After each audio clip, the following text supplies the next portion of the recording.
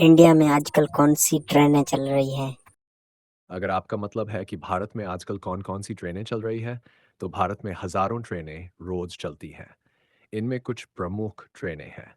Vande Bharat express, राजधानी express, शताब्दी express, Duronto express, तेजस express, गरीब राथ एक्सप्रेस, सुपरफास्ट एक्सप्रेस पैसेंजर और लोकल ट्रेनें भी नियमित रूप से चल रही हैं।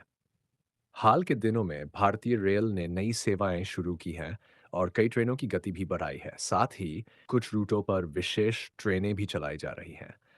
अगर आप किसी एक खास ट्रेन जैसे दिल्ली मुंबई, पटना दिल्ली या किसी ट्रेन नंबर के बारे में पूछ रहे हैं, तो उसका नाम या नंबर बताइए। मैं उसकी पूरी जानकारी बता दूं।